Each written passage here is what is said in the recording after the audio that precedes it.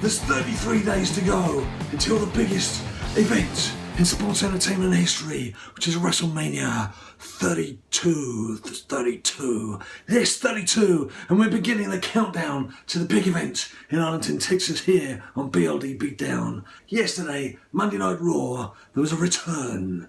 A return of the dead man, prowling around the ring as Undertaker came down in response to Vince McMahon in the ring. And Vince McMahon being a bit lippy, not happy about Shane. Not happy Shane has returned to the ring. Shane is making a big return to the ring on WrestleMania, and of course will be fighting Taker. And if he wins, he'll be taking control of Raw. If he doesn't win, according to Vincenzo's going to cut him out of the will. He's never going to speak to him again. He's going to dismember him, chuck away any birthday cards or Christmas cards and basically pretend he doesn't know him. So he's like, no, Steph, it's all for you. No, Shane, you go away. Not interested in you anymore. So it's going to be interesting to see how that pans out. How do you think it's going to pan out? Let us know in the comments down below if you've got some thoughts as to what's going to happen with Shane and Taker. But I'll tell you something, Taker's not a happy man. And he's promising there will be blood. And he says that blood will be on the hands of Vince McMahon and not his own. What else did we learn from Raw last night? I tell you what we learned. Triple H still gets caught out with a sucker punch. Dean Ambrose, Lunatic Fringe, had a little spat, a little bit of a handbags at 5 paces in the ring.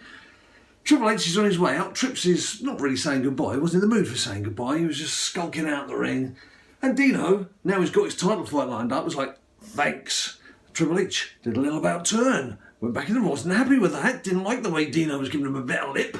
Dragged him out, straight over to the announce table. And for me, the highlight of the evening, if not the highlight of WWE this year so far, Triple H, while he's making room so he can do the job on Dino, on the table, gets hold of Byron Saxton, the co-commentator from the Three Stooges who sit there ringside, grabs him, launches him towards the ring. It's one of the funniest and greatest moments I've seen in a long time. So pleased to see Triple H finding a use, finally, for Byron Saxton. We found a use for him. I believe I can fly. Fly, Byron, fly. I love that. I love that. Now, what else do we have?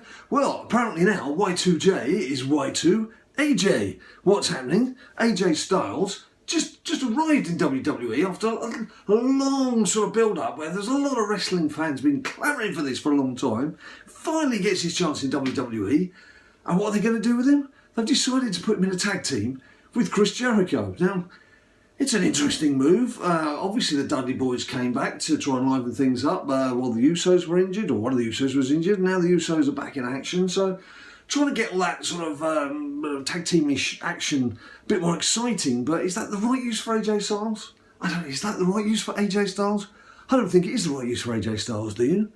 Again, let us know in the comments down below what you think he should be doing and what he should be gunning for. Should it be a tag team title?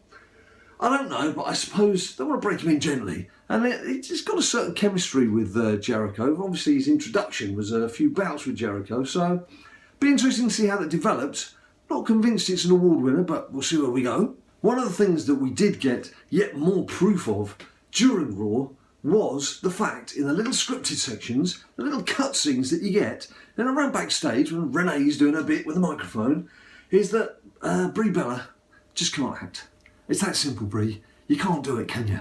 You're a very, very good-looking girl, very pretty, very beautiful, very presentable. I mean, you could wear a cornflake box and you'd look absolutely stunning. Let's be honest. But you can't act. It doesn't work. And the little spat that she had, we call it a spat, with Lana. I mean, Lana just stood there looking glam.